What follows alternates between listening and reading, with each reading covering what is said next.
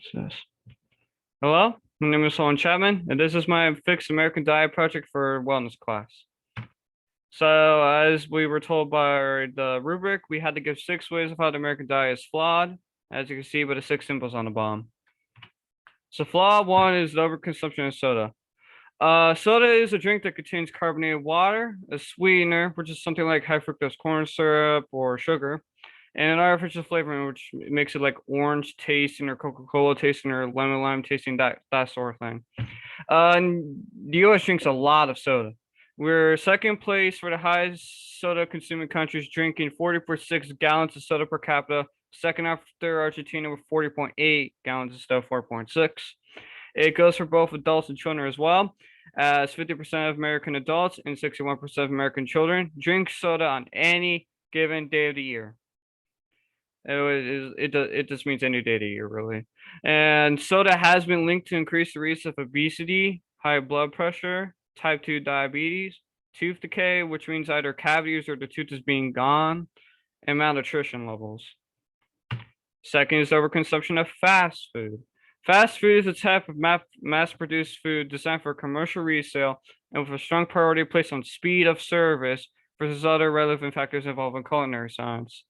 And speed of service means like we make it fast, we give it to you fast, we make the way fast, we just make everything fast, and we just get your food there, and you want to come back because of the speed.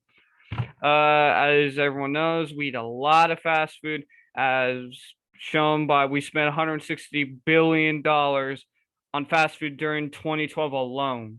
It's way higher in 2019 and 2021. I thought it was 2019, 2021, and yeah. It's also really cheap because there are government subsidies that make fast food cheap and acceptable for the things that come up with normal kinds of fast food like fries, nuggets, burgers, tacos sometimes, those sort of things. And because we spend a lot less money on food than the average country. But unfortunately, fast food has been criticized for negative health effects that have been claimed to be true. Large animal cruelty because of the makings of like the certain types of foods that are made, like the beef and chicken, and cases of worker exploitation because usually they're not paid a lot and they're just their at minimum wage or just above it, and so they need to be gaining more money, but they aren't. Flaw three is the relationship between environment and health. Environment where you live at can change how healthy you eat, and so it can change personal health as well, and also how much you eat. If you live in like a big city in the U.S., you have more options of food, but there's it's either healthy or unhealthy. Most of it's unhealthy because it's easier to get. But if you live in like a poor area of the world, like the poor countries of the sub-Saharan area of Africa, it's hard. Food is hard to get. There's more starvation problems because of this. Malnutrition also happens more commonly. There's just less food to go around with, but the food would be more healthy because it's made naturally and without any like artificial process to make it processed. And it's just hard to get, so that's why there's so many eating problems, and well, not eating problems, just hard to get food.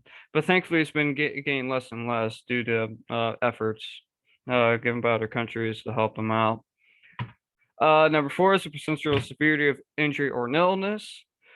We need food to eat in order to survive, but it comes at a cost. People can always die or be injured from eating food. Dying isn't really as common as it used to be. Choking could kill you if it blocks your airway for long enough. You're dead. If it's like a food related disease, if it's just like norovirus, which can give you vomiting, diarrhea, salmonella can give you fevers, abdominal pain, and diarrhea. It could kill you or injure you if severe enough. And there's also cholera, but that one's not as too big as it is anymore. But that could also hurt you as well or kill you. And it could be like a food related disorder, which is like a anorexia or bulimia. It can definitely injure you if it's not treated, or a binge eating disorder. Food poisoning as well, because I mean, it says in the name you're getting poisoned from food.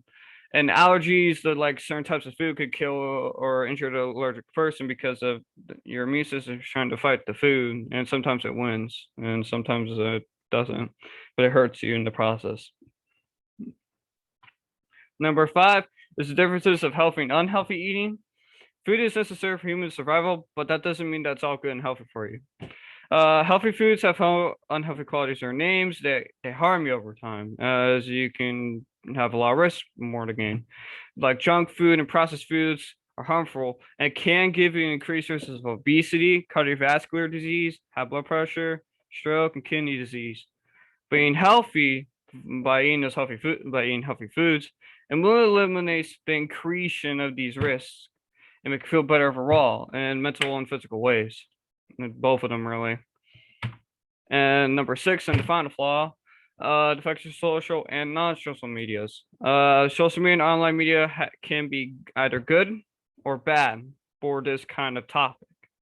The good side is that it can give you good diets, and using evidence can show you what you should and should not eat and the quantity of what you should eat of them of. But there's a bad side.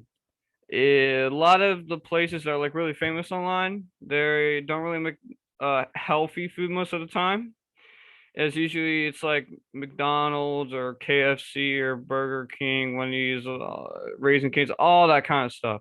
And usually like the places that give out healthy food are just lower on the following scale, and so they're not as popular, and so it's easier to eat more unhealthy food. So we were supposed to give 3 major changes to fix those problems, as you can see by those interstate signs. And I found 3 of them. I don't know if they're going to really be into effect, but it can help. Number 1, just make fast food instead of more expensive. They're really, really cheap. You can get them in large quantities sometimes. You can get them just by itself, but they're really cheap. Sometimes you get them on sale and they're really, really cheap. But why not just make them either more expensive through like a tax, or just make the prices of the things that make up the things more expensive.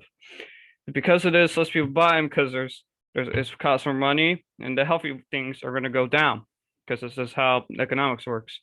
So people become more to have healthy foods and drinks because of this. Number 2, we need more public info on eating problems and dietary restrictions. They do exist, as pretty much everyone does know. But like if you're eating problems, some like have like anorexia, which is like you don't want to eat at all. Some people have bulimia. You don't eat for basically the whole day except at the end, and it was like a huge session that looks seemingly impossible to eat, but they can. And also binge eating disorder, but that didn't, it would be too long, so I didn't put that there. Sorry. But these disorders need to be known to the public more. Also need to be treated more as well, since they weren't really that well known until it was like the early 2000s, I think. Anyways, dietary restrictions are also a big problem. Some people can have gluten, some people can have lactose, some people can only eat foods that are allowed by their respective religions, like kosher foods for believers of Judaism, and halal foods for believers of Islam. These need to be addressed more than they already are, need to be taken into effect more often, because there could be a lot of problems caused if you give the wrong food to the wrong person. And there's a lot of them, as you can see by those 14 circles. Just give a look at them because they look kind of nice. I like that design. Anyways, let's keep going. And finally, number 3, lowering the prices of the healthy foods. Really, the only reason why people buy unhealthy foods because it's cheaper, and people always want to buy cheaper things that they still work the same way for a while. So just lower the price of healthy foods through like just make them less expensive through like pricings and making them more affordable to other people to have. So that means more people want to purchase them, become more healthier. So taste, it won't really change, but people will become accustomed to that taste since they're more easy to buy, and so more people, they will have a taste accustomation. I used all my articles on Wikipedia. I borrowed their articles from those articles. And as always, thanks for watching my presentations. I hope this one does well.